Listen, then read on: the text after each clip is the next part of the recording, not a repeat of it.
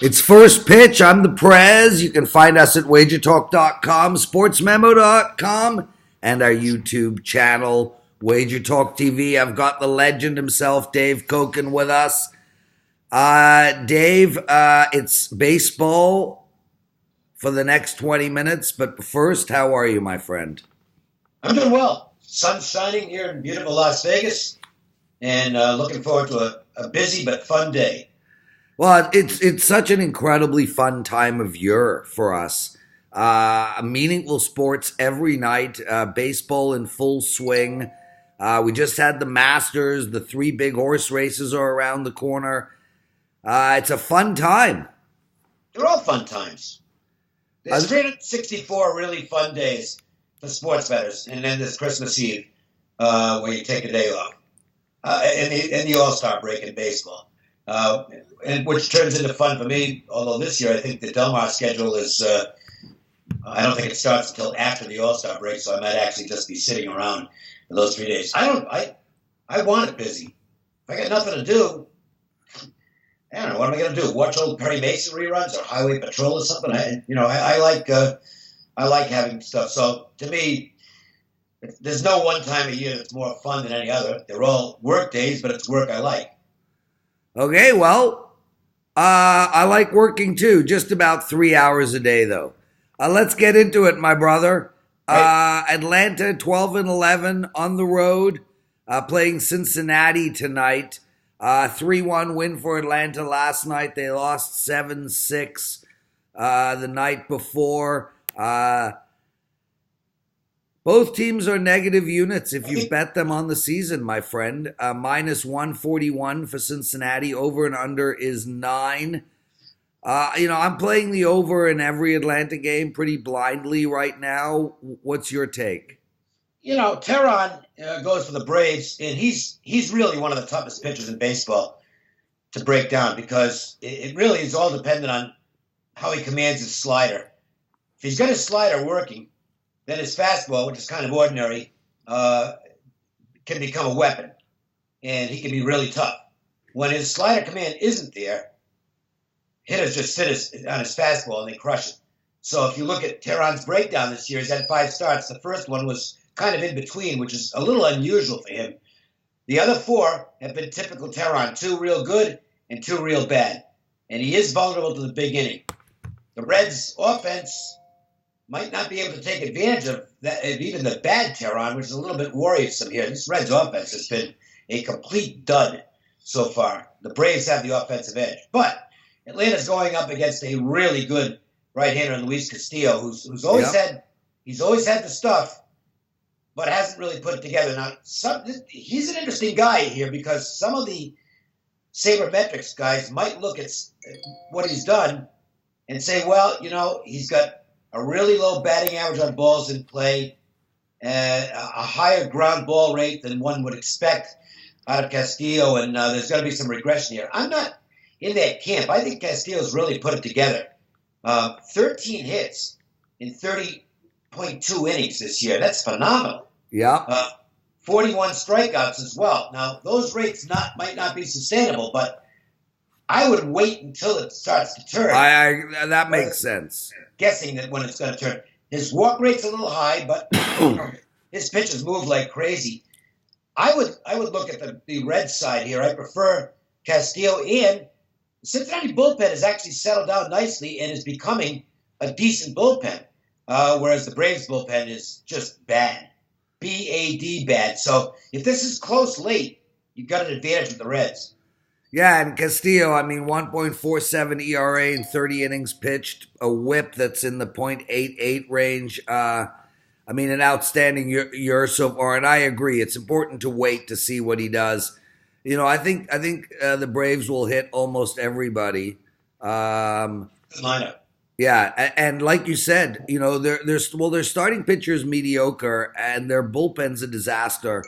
That's why one big bit of help though. This is Mike Soroka is a really good prospect, and he's had 2 good starts since they got him back up with the big club, and he could solve a lot of the pitching problems for them. You're going to get Fulton Evans back soon.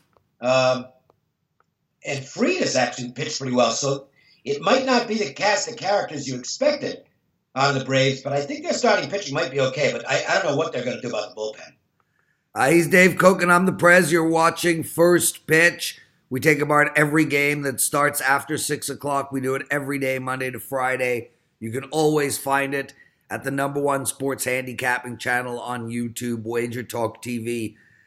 Dave, we've got 5 more games to go. The next one up is the Marlins. But before we get there, you want to talk about the opening ploy in MLB and why it's a great strategy. So talk to me.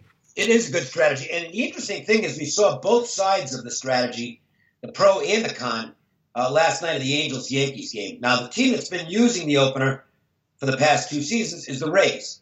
And they've identified the guy they prefer to open with, and they do this basically now. I'm not saying it's a strategy everybody should use all the time. To me, you use it if you're really stuck in the 5th spot in your rotation. And here's why it works.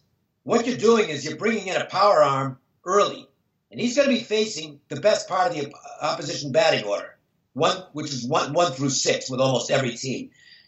So the idea is to save having to use the weak starting pitcher and go with that first time through the lineup, particularly 1 through 6, and that's generally 1 or 2 innings. So that's a plus on one side. The second end that helps is that you don't have to sweat, obviously, the weak starting pitcher facing that top of the order out of the gate and maybe getting you behind early. The third thing is, even with the weaker starters, if they're pitching well, and you can say this about the stronger starters as well, where they get into trouble is 3rd time through the batting order. Absolutely. Well, you don't have to worry about this here because if the starting pitcher, the number 5 starter is coming in the 2nd or 3rd inning, he's not going to be going through the batting order for a 3rd time. Now, the one downside of it also showed in the Angels game last night. It worked beautifully with Bedrosian starting the game and then giving way to their number 5 starter, Felix Pena, who did pretty well.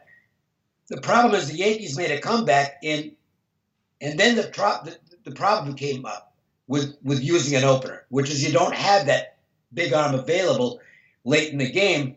And it forced Brad Ausmus to go with 2 relievers, probably a little bit too long, and they both got in trouble last night. The Angels ended up blowing the baseball game. But Brad Ausmus probably didn't use his bullpen properly last night. He wasn't very good at it in Detroit. I don't know why he's going to be any better here. I like this angle, and I don't know why most teams really aren't using more of it. If they've got a power arm they can use early, and if they've got a weak number 5 starter. And there's lots of teams in baseball with a weak number 5 starter. I think you got to start to see more of this. Yeah, and, I mean, the other thing is, and you alluded to it in the fact that, you've got the first, the best part of the lineup up first. The other thing is a lot of these starting pitchers, and I mean, even the best of the best, seem to start slow. If you're going to get to Kershaw, you might want to try get him in the 1st inning. Yeah, but I would never use an opener in front of a good starting pitcher because he's just not as good. No, I understand that, but regardless of who the pitcher is, that 1st inning is always, an inning that they struggle through. And although if they come in the 3rd inning or the 2nd inning, it's still their 1st inning.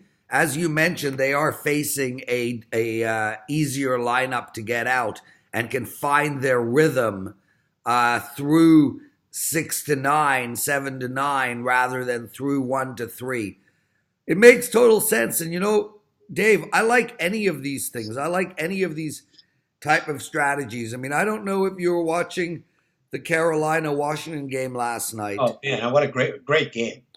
Yeah, but, one of the things that really stood out to me, which I found very interesting, and you should take note of this when you watch Carolina play tomorrow night, is that when they do get into the offensive side, the other team inside of the other team's blue line, they're running almost a power play setup on offense, which I haven't really seen before, where rather than playing 2 defense up, 2 wingers low, and a centerman in front of the net, they're actually running more of a two down, two in front of the net, two in Ovechkin's office on either side, and one defenseman manning the top middle. And it's really creating havoc for the defensive teams because it's the first time I've actually seen that type of a setup. So kudos to Rod Brindamore for putting that together. There are, like you were saying in baseball, there are weaknesses to these strategies, and that is nothing's perfect. The breakout will be they will give up more odd man rushes with the strategy, but man, I mean it looks like they're always on a power play. Yeah, look, new strategies, you try them and you see what happens. I mean, the most successful new strategy, if you want to call it that I can ever remember, actually was in the NHL. The neutral zone trap, which was so good they had to outlaw it because it was ruining the game, quite frankly.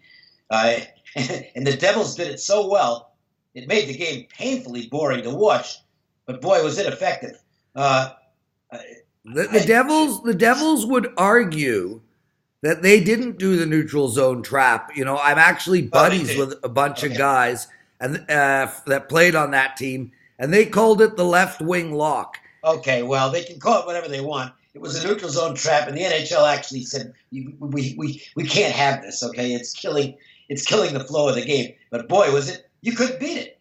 Yeah, and then you had Brodeur in nets, and you couldn't beat him either. Yeah, so, and the single greatest defenseman to ever don a jersey. Miami against Philadelphia. The big thing is these new strategies. Sometimes old school guys look at them, and I hear a lot of this. You know, if you watch High Heat with Chris Russo on MLB Network, he can't stand this newfangled stuff. This newfangled stuff. He doesn't get it. This is what sabermetrics have changed the game as well. Shifting, things like that. These strategies, they don't all work to perfection. But if you can get ahead of the curve, as opposed to your opposition, it might win you a championship before.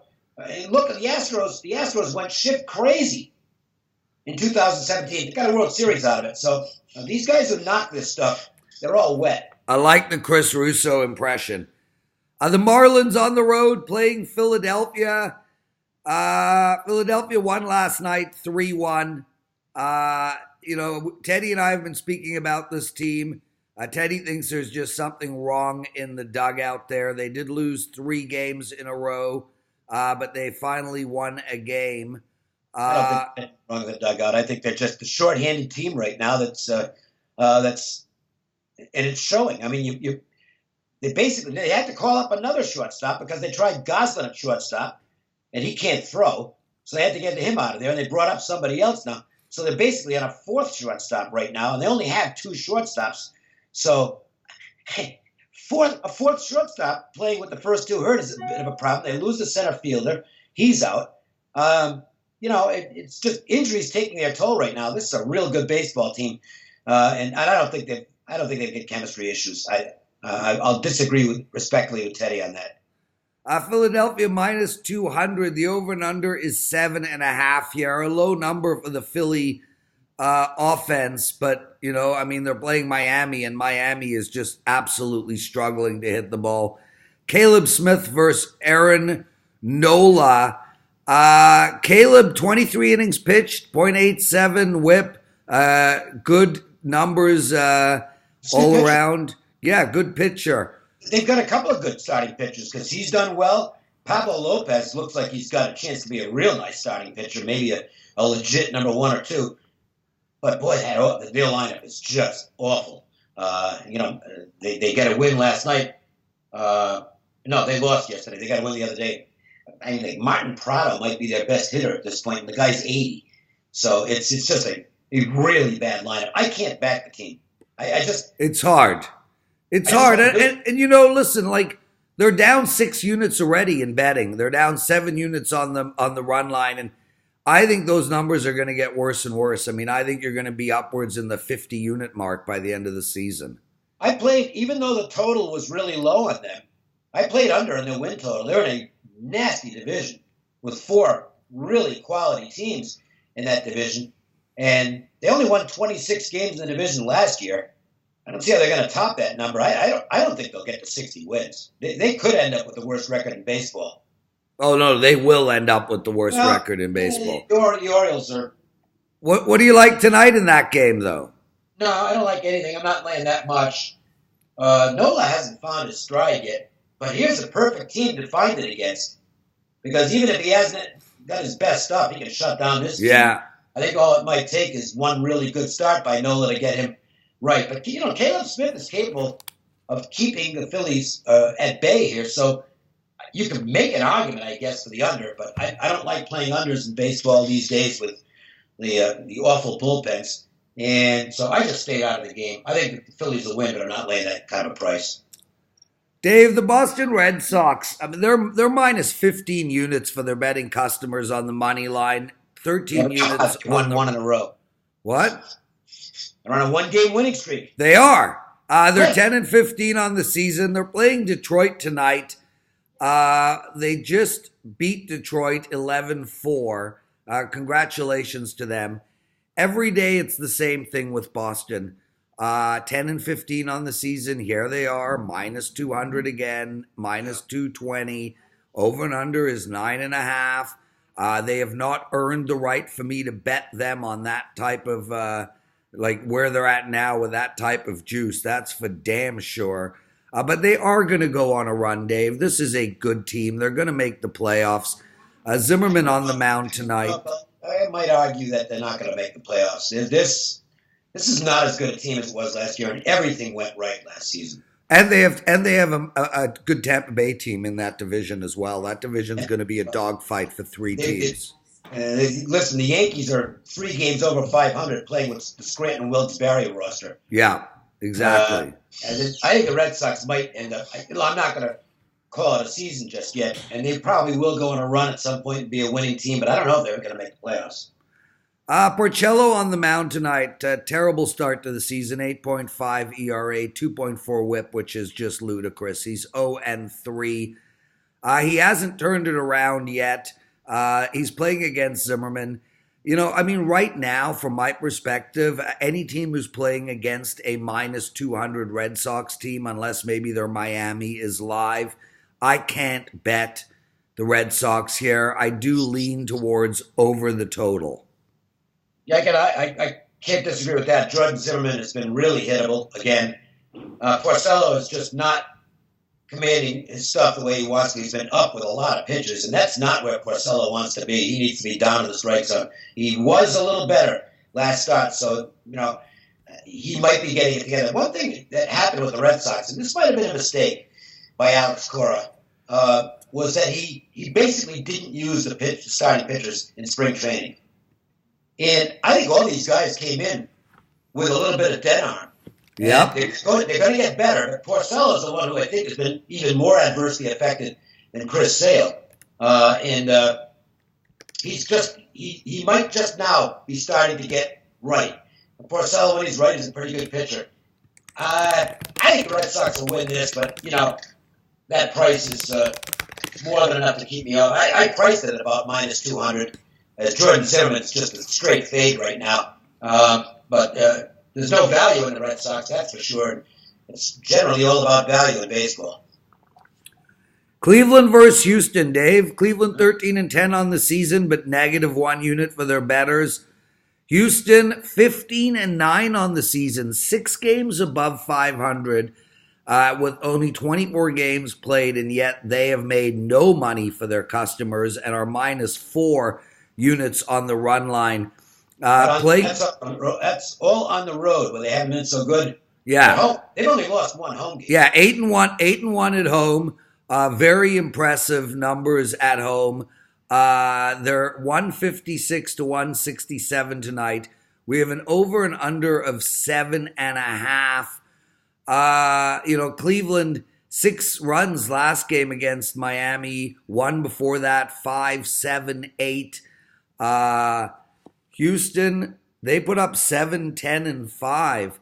Yeah, I know Bauer's amazing, yes. But Cole's your typical 4-3-4. I like this game to go over the total again here, Dave. And I think Cleveland is a super, super live dog.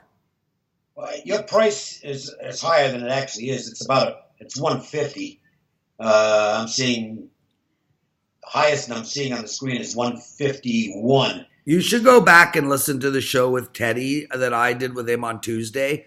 When I had a different line to him, I basically got lambasted for 5 minutes. I'm not going to lambaste you. You were just so kind, Dave.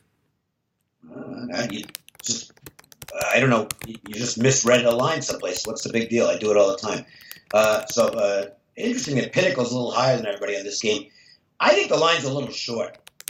I'd make this more in the 165 or 70 range. Now, that might sound ridiculous because Trevor Bauer is a great pitcher. Okay, he's fantastic. But the Astros bullpen is outstanding, and their offense is really cooking at home. And the Cleveland offense just isn't there. So if you call the starting pitcher matchup relatively even, and I think that's fair. I think Bauer and Cole are both number one level starters, and I'll call that even. You've still got big edges on offense and in the bullpen on the Houston side, and they're playing great baseball at home with just one loss in 9 games. So I would look at the Astros here, and 150 is really not that bad a price. Yeah, I'm not thinking Bauer and Cole are even. We'll agree to disagree on that one. New York Yankees against the Angels. Yanks are now 4 games above 500, 14-10, yet still losing money hand over fist for their clients. The Angels are 9-16 on the season, but Dave, they're up 4 units if you bet them on the run line. 69% of the money coming in on the Yankees right now. New York is rolling, Dave. Rolling with no lineup. 6 games in a row. Swept Kansas City. Beat the Angels 6-5, 7-5, and 4-3. Here the Angels are again a home favorite, albeit short at minus 115. The over and under is 3. We've got Tanaka versus Cahill on the mound. I hate to say it, but I look at the over again in this game. Now, Tanaka's in good form. The money, this looks like a little bit of a pros versus Joes because the public's going to bet the Yankees here, and the money has shown on the Angels side. I use Pinnacle openers. Yep. It's 113 Yankees, and they're at 108 now. And if you look, actually 105, just moved as we're speaking. Across the board, 101, 108, 110. Boy, I understand the Yankee lineup is terrible, okay? In terms of the injured guys that they've got in this patchwork lineup that they're putting out there. But they're hitting the baseball and they're winning. These guys are playing well. And the Angels are just a bad baseball team. They're just bad, okay? They've got the greatest player in the game. They've got a really good shortstop. What else do they have? I mean, this is just a bad baseball team. And 9-16 tells you. And it's been bad for a few years. I mean, they just can't build a roster around. No, I know. Trout. I know. They do have some good prospects on the way. One of whom is hurt, but hopefully these guys will pan out because that roster they've got right now is just no good.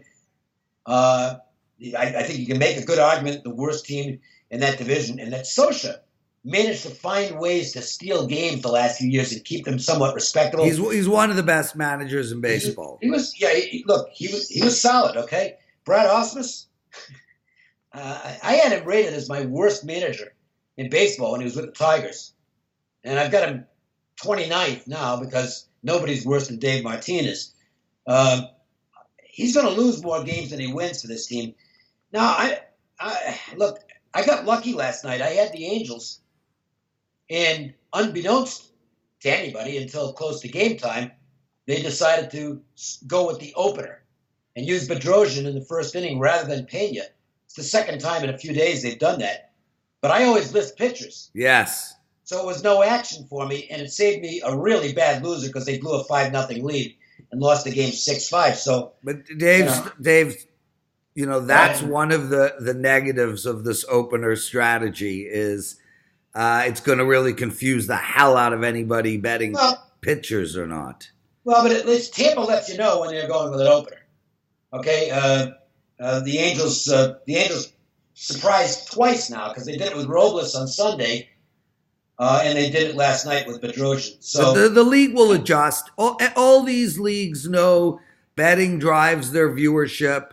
They will adjust and force teams to announce their plans earlier. Dave, one more game, and I got to run. Texas versus Seattle. Got a first-time starter here for the Rangers, Taylor Hearn, who is an interesting prospect. He throws hard, and he gets swings and misses. There's a lot of debate on whether he's going to be a starting pitcher or a high-leverage reliever. I have a tendency to think that he might be better in the bullpen as his full-time job because don't know that his arsenal is strong enough in terms of command for him to succeed as a starting pitcher.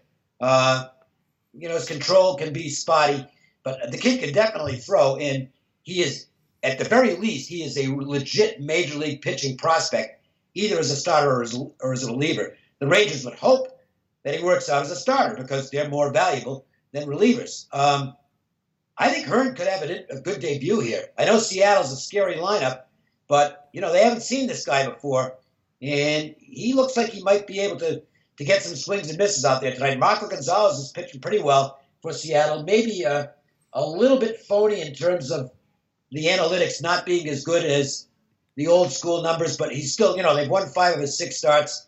Might have a low-scoring game here. I didn't bet the game. Lean to the not getting the price I wanted. The market got involved. This opened 165, and now it's more like 145. I really don't like taking 20 cents, the worst of it, in terms of value, so I'm going to leave the game off my card. But a light call on Texas. It's going to be interesting. Totally off topic. It's going to be interesting to see how many fans show up to Rogers tomorrow. Toronto hosting Oakland. It's a 7:00 game. How packed do you think that place will be? For Toronto and Oakland? Vlad's coming, baby. That's right. I forgot Guerrero's up tomorrow. Yeah, that should sell some tickets. It will, right? I think they'll put 10,000 more in.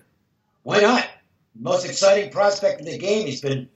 He was obviously good enough to make the team out of spring training, but at least he was injured, so they wanted to get him some rehab time. But he's ready to go. And little Vladdy, that's going to be fun.